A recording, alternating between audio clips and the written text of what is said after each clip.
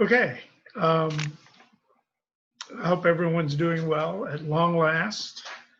I'm finally getting to redo the videos on the Ted Aoki readings.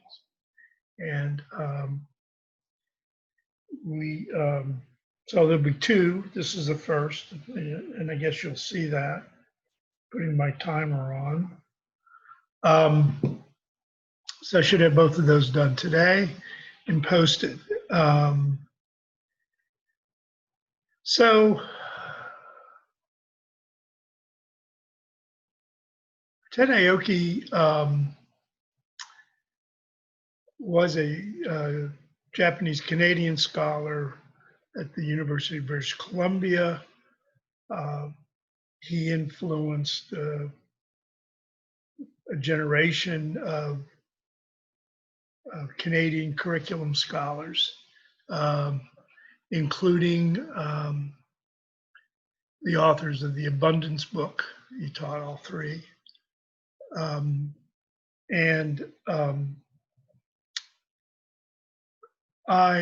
never got to meet him. I did meet his son at a conference. He was the summer before I began my doctoral program, and I was around the department that summer a little bit. I found out later that he was there as a visiting professor, and I regret that the timing wasn't right and I didn't get to listen to it.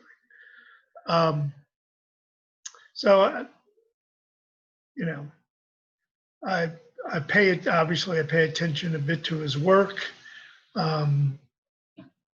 Most of my reading of his work came after my dissertation. That's why he's not part of it. Let's call it my third phase of work. He kind of led me into the readings of John Paul II because of his reference, and which then ultimately led me into the readings of Edith Stein, also known as St. Teresa Benedict of the Cross, and her philosophical work and her educational writings. So there's been an influence. Anyway, so let me share the screen.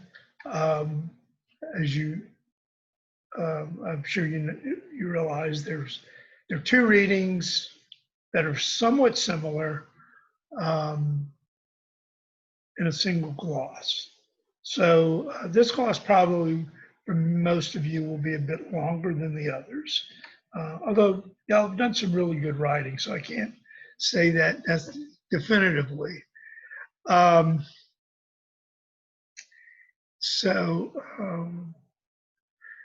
Here's my outline. So the first thing I usually do is the disclaimer. We're here to discuss praxis, but not the test. I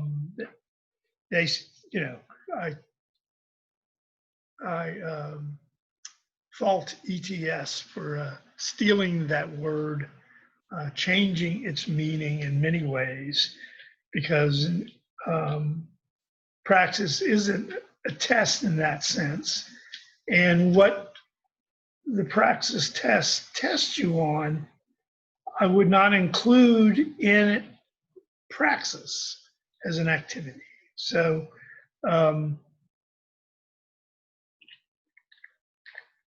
what praxis is, it's a Greek concept that Aoki goes into a little bit. It's thoughtful or critical or reflective, higher order practice. So it's not practice, teaching, let's say teaching practice out of rote. It is teaching practice that you think about,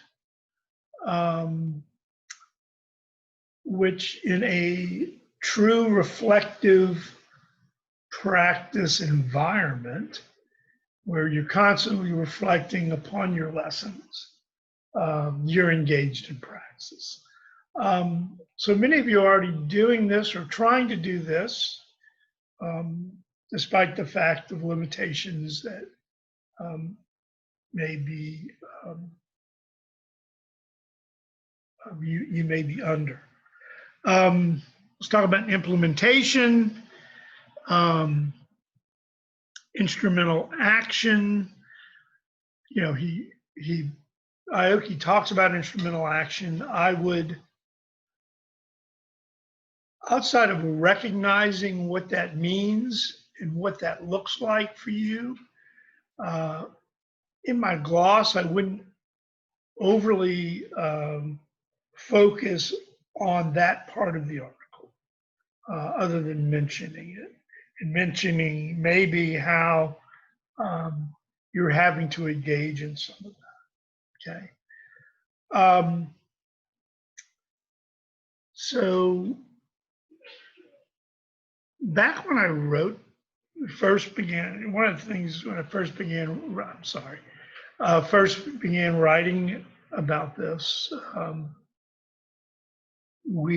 so this would be pre-2005, I guess, or is it 2005, I guess? God, 15 years ago. When the Louisiana Comprehensive Curriculum got introduced, within about 5 years, the comprehensive curriculum was kind of jettisoned. When Common Core came out, that's the link to Common Core here. And I asked the question, after 20 years of effort, moving us towards a comprehensive curriculum, really beginning, and maybe more than that, really,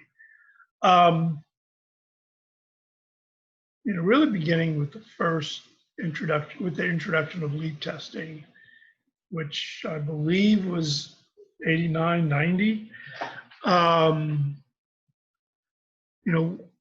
Why did the Department of Ed jettison it all so quickly? I mean, 5 years of the comprehensive curriculum because of Common Core. And of course, the answer simply is money. A lot of corporate grant and federal grant money. And so if you think about it, a lot of that is what drives the decision-making of the Department of Ed and BESIC. It's all about money and having the power to dole that out. But I'll say that a standard, Common Core otherwise, Louisiana Academic Standards now, which are, of course, Common Core standards, but with some mechanical changes in the language. Okay, that is not really a curriculum, even though we think of standards as a curriculum, because by and large, even as specific as the standards may appear, they're really too broad.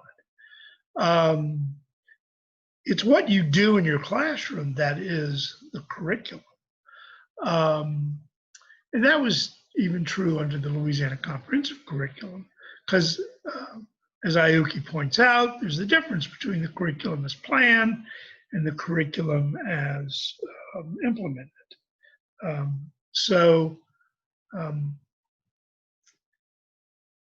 But it doesn't, just because there are new standards, it isn't a curriculum. It does, however, suggest a new curricular approach. Some states develop their own comprehensive curriculum, like New York, now Louisiana. And its development, epitomizes this R&D approach that Aoki talks about. So, I mean, Aoki's writing about this years ago. And you think of the Canadian education system as a bit more centralized than the US has been. That has changed since Aoki first wrote about Um, he was dealing with a system that was province-wide around the province of British Columbia. But I would say that you take the standards along with your assessment and then the end of course test, and it does present a curriculum as planned. Districts have gone beyond that. They've created a prescribed curriculum that points to the test, because everything depends upon the test. In other words, when I say everything, I mean money from the state and money for teachers depends upon the test. And all this leads to an instrumental approach. So we're, since I've been at Nichols in 2000, I've seen that transition. And it really, I think, makes Aoki's essay, this chapter 2, even more important for teachers. So let's talk about situational practice. Okay, so all educational practices implies a theoretical stance. When I say theoretical, coming out of Paulo Freire, who was a Brazilian author that created a whole educational movement worldwide. He comes out of he was a Catholic, comes out of a liberation theology perspective. For some, he's too Catholic. For others, he's too Marxist. But he presents some interesting ideas that are useful. But a theoretical stance is an ideological stance. Probably should use ideological rather than political. And so a lot of our early concepts of praxis really come out of Freire, and Aoki mentions Freire. But he quickly moves to John Paul II, which is something I find interesting. Praxis as right action also begins or starts with a theological stance.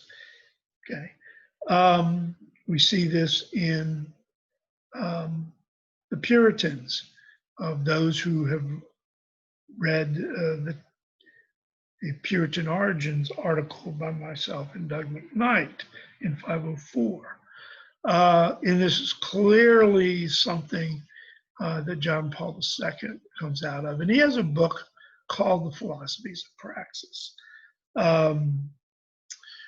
that I want to say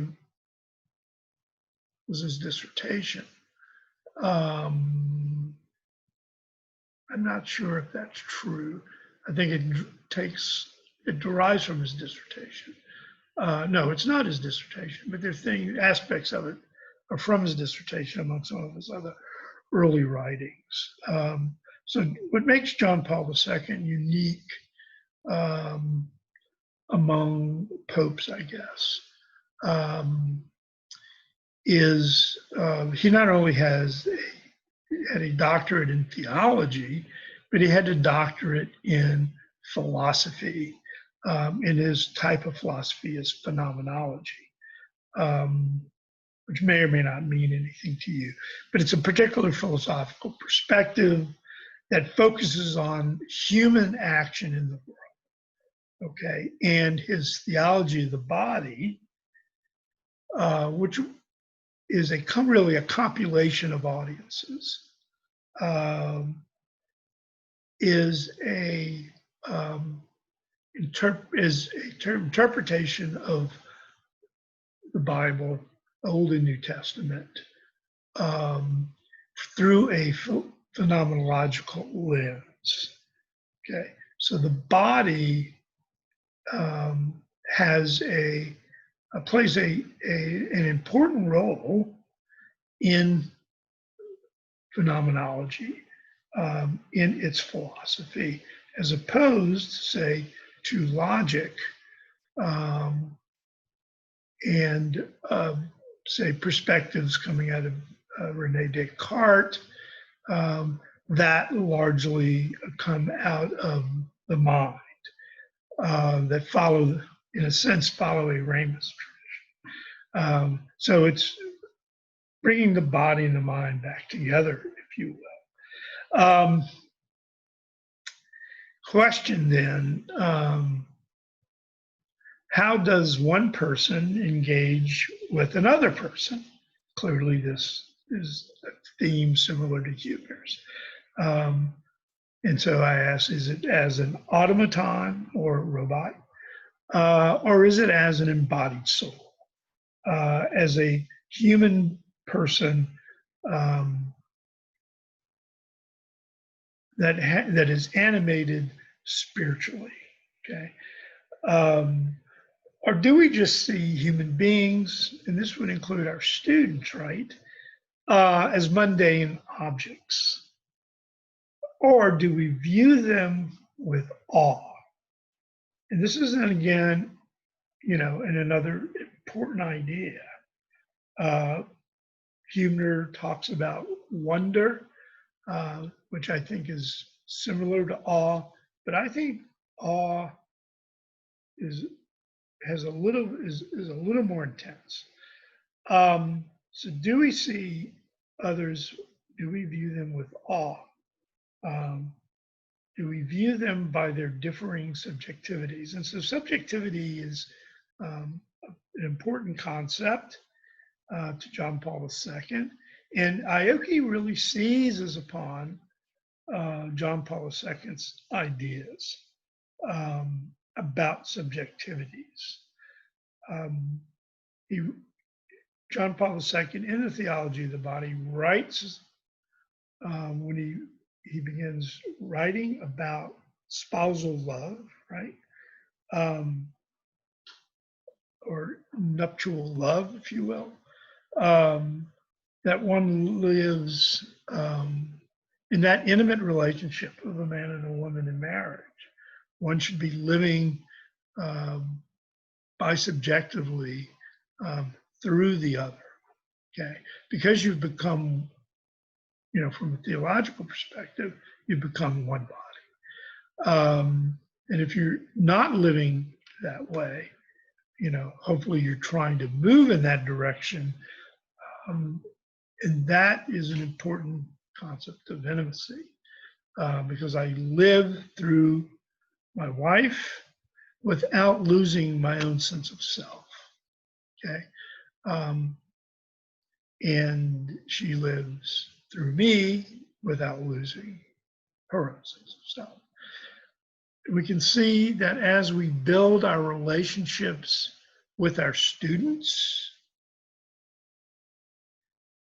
that many of us, I think, begin to move in that direction where we're living bisubjectively through our students because we only want what's best for them. And one of the aversions we have to the kind of curriculum that is given to us today is it's not what's best for our students, that the test in itself does nothing for our students because it's all about us. I mean, it's all about structure, okay, and not about what's students learning. This requires living bisubjectively, requires empathy, and I get that from Edith Stein. Her dissertation was on the phenomenology of empathy. And she continues to write about that in various ways until her death at Auschwitz. Um,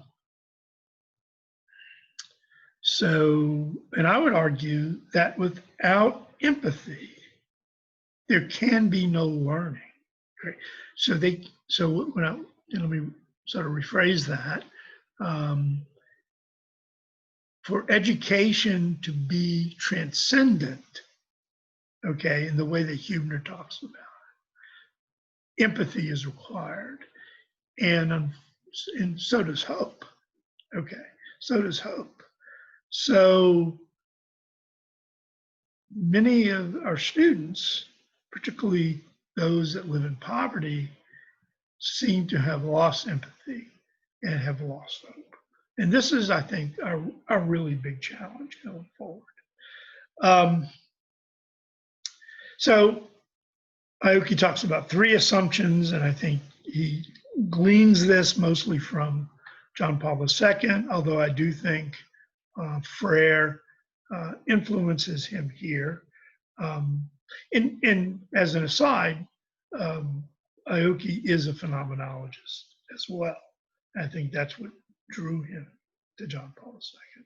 Okay, but the third assumption is 1, to be human and to treat the other as a human being is the basic vocation of all of us.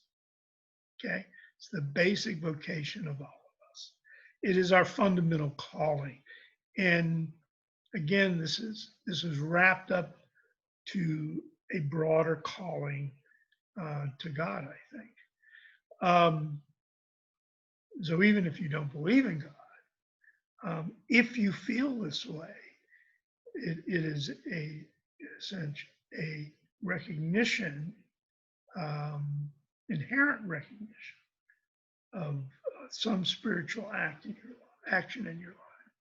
It is to see all human beings not as objects or technocratic entities, which is what I think the current curriculum does and the testing curriculum does, but as persons with their own subjectivities. And because we have differing subjectivities, what we learn from any teachable moment, right? What students learn from any teachable moment is going to differ across the students. Okay. I have a quick story. My own son, and which he was in 5th grade, and he took a test, and he answered all the questions, but he got the answers from the internet, so they weren't verbatim from the textbook. This is my electrical engineer son. And so he got a 0. And I asked his teacher, why a 0? And that's what he told me. And I said, well, the problem is Mr. Who, whatever his name was. So I think my son Matthew knows more about science than you do. Maybe I shouldn't have said that, but he immediately got up and went and told the principal. Seriously. Okay. But that's kind of what, he didn't want to recognize my son's own subjectivity, which was, close to 2 standard deviations above the mean in IQ. Number 2, people, and here students and teachers, are capable of transforming their own realities. Humans are beings who act. This is part of our technocratic nature, right, of doing and action and engaging. We can act well or act badly, but both acts have the potential to be transformational. So we, connecting back to Huebner a little bit, we assume that education as transcended from a Huebner's perspective is a transformational in a positive sense. But not everything that occurs in school is necessarily positive. And this is one of the challenges of teaching, because we can negatively impact the student without knowing it, without intending to. I've had that experience. I would think some of you have too. The use of formative assessment is to create data for the construction of ongoing educational realities. Think about that. We're at 25 minutes. The use of formative assessment is to create data for the construction of ongoing educational realities, classroom environments. Our primary purpose as a teacher is to create a classroom environment in which an educative learning can occur. But not everybody comes to that experience with the same mindset and will not leave that experience with an identical mindset. Okay. And that's what we have to recognize. Third, education is never neutral. Education is never neutral. We're either doing something positive or doing something negative. Okay. And here I'm quoting Whitehead. So we're seeing the interconnections of the readings, right? Where attainable knowledge could have changed the issue, ignorance has the guilt of vice. Where attainable knowledge could have changed the issue, ignorance has the guilt of vice. Education is never neutral, okay? This is also a ideological or political statement, okay? Education holds within itself the potential to change social relationships. And that's how one acts towards the other. And that's the political nature of education. We see that come through in the Huebner reading. He talks about this. Aoki is talking about this. So how curriculum, what and how we teach. Okay. The teacher, of course, is the curriculum nexus. Whatever you do in that classroom, that, how you develop your lesson plan, what you talk about, that is the curriculum. Okay. So curriculum has to be situational because all classrooms are situational. They change from day to day. They change from period to period, from group of students to group of students. Particularly, this is true for middle and secondary. Okay, so what works in one moment may not work in the next. And if you're